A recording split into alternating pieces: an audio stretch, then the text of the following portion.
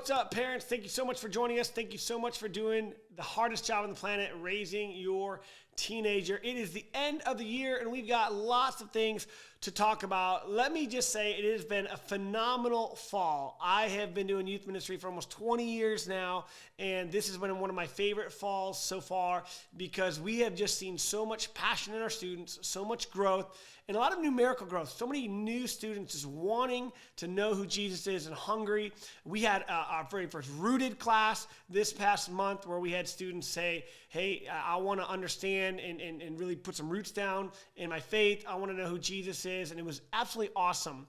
So because of our growth, we're actually in need of a lot of help. Our group leaders can no longer manage caring for all of our students and all the things that need to be done. So maybe you haven't jumped into youth ministry because you're not sure how to connect to teenagers, but you are looking for somewhere to serve. We have some amazing spots in youth ministry I'd like to tell you about. Every week we have our snack shop open, and normally last year before that, we're selling 1 to 2 pops a week. It's not a big deal, but kids have been coming early, they've been staying late, and they are going to that snack shop frequently. So we are looking for some leaders that would like to build a team and help us with that. We need more greeters than ever, people who will be at the front and just make sure every student is checked in. That helps us keep track of who's there, who's not, helps us care for all the students. So we're looking to just invite you guys right now. If you're interested, shoot me an email, shoot me a text, stop me on a Sunday morning, and let's have a chat about what that would look like for you to serve in youth ministry. Another exciting announcement we have coming up is that we've got brand new t-shirts dropping. It was supposed to be last week. I don't get into all of the details, a little bit of a mess up. They shipped us youth shirts, so they're really, really small. So my kids are going to have lots of shirts to wear, 250 of them to be exact. But for you guys, here's my hope. If you're looking for a stocking stuffer, right, then for $5, we're selling new t-shirts, new colors, and so those are going to go on sale next Wednesday. So that's only one Wednesday, and then this Sundays leading up to Christmas, we'll have those available as well. Hey, if there's not a Woods Youth t-shirt in your kid's stocking, I mean, tell me you're a bad parent without telling me you're a bad parent. That's kind of what we're talking about. So you guys know I'm just kidding, but it would be awesome for you guys to do that as well. Let's talk the rest of December. We have one midweek left. We're going to have a Christmas party coming up this upcoming Wednesday.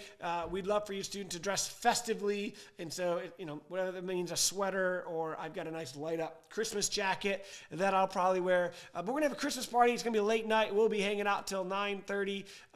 And beyond. And so it's going to be a great time.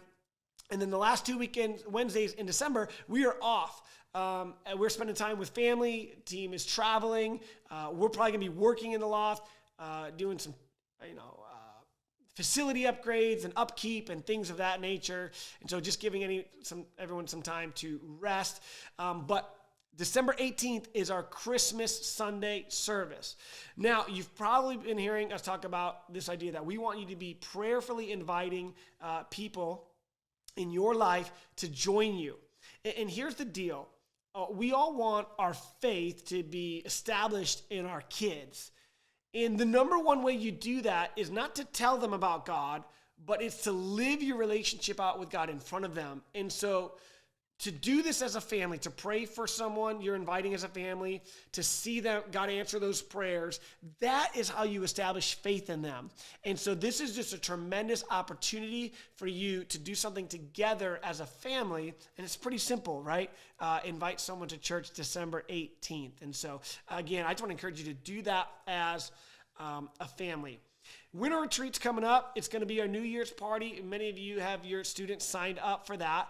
But just one last invitation to you, an opportunity to serve, is that we need about 10 parents, and we've got a bunch so far, but I always want to grow that team even more, to work in the kitchen.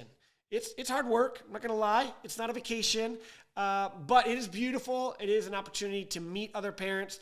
Everyone who goes is glad they did. You get to stay in a big, old, beautiful big stone fireplace, commons area, beautiful kitchen, queen beds. You're going to stay not where the dorms, where the kids are. You'll be well taken care of. We'll make sure you're fed well, and it's a good time. But if you're interested in serving that weekend, we would love for you to come.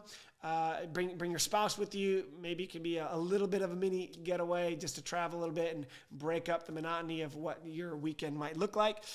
And so again, if you're interested, you can register right on the Church Center app, and we'd love to have you there as well.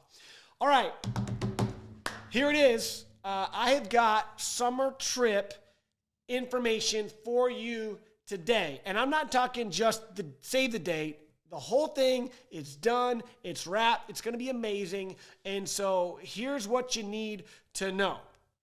First, if you're new with us, we take an amazing summer trip every year, and it's one of the highlights of students' lives moving forward. Some of my best memories of my life have been on summer trips as a teenager and as a pastor leading these. And so here are the dates. It's June 22nd to July 1st. That's a Thursday to a Saturday. It's on the long end. We are going to be at 9.5 days, 10 days. And so we want to make sure there's time to debrief after what we're doing. But let me tell you what we're doing. So we're going to get a charter bus, 2 of them. We're going to drive Thursday night through the night to Deadwood, South Dakota. Historic Deadwood. It's an awesome gold mine town.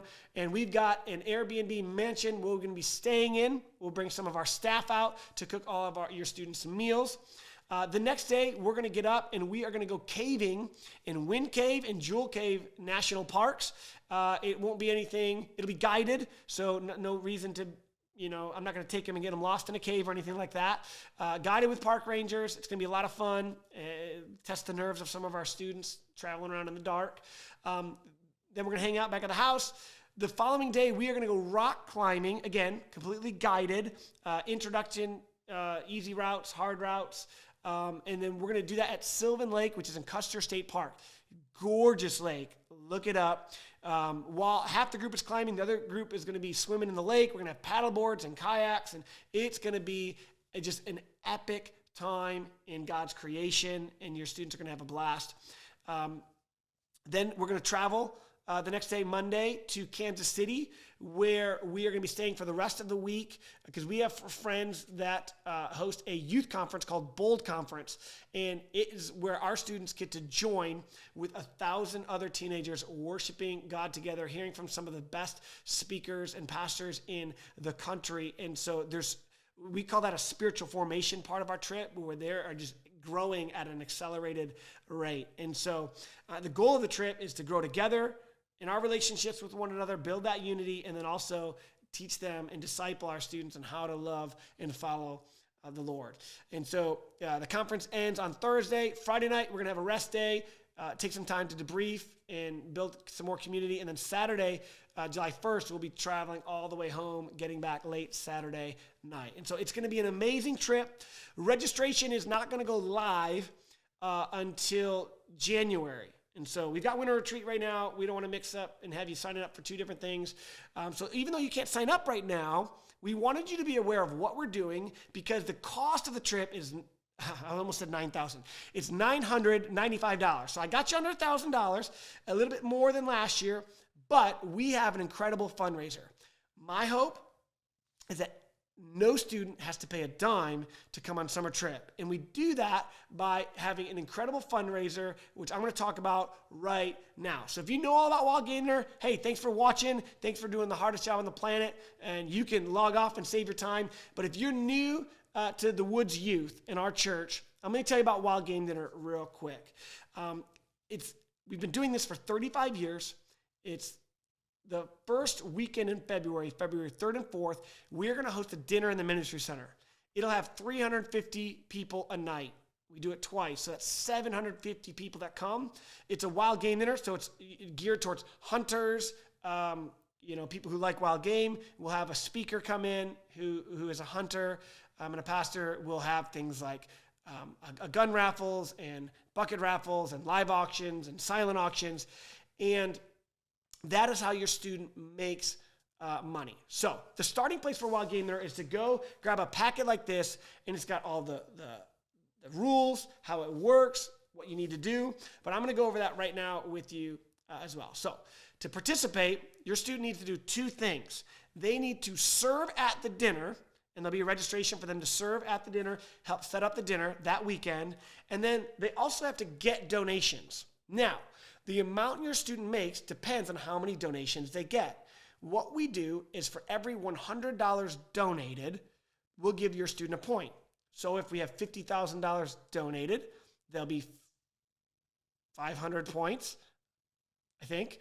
And we'll distribute that. And if I earn 13 points and someone else earns 2 points, we'll determine what the value of a point is, usually somewhere between $100 and $150, and then that's how much they'll make.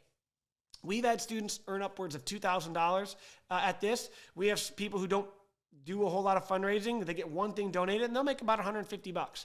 So to pay for the entire trip, you'll have to do a little bit more work. Now, what kind of things do we want donated? Anything that will sell in a bucket raffle, a silent auction, or if it's generally $300 or more in value, we'll put that in our live auction. Okay. Now, in your packet, there's going to be a contributor form.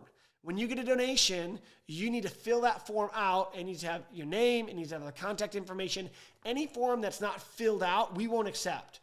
The reason is we're going to get hundreds and hundreds of donations in, and it's very hard to track, log, and keep organized. So you're going to be able to turn those donations in on Sunday morning starting in January. So please don't turn in any yet. Hold them until you're ready. And the first Sunday of January, I believe, is January 1st.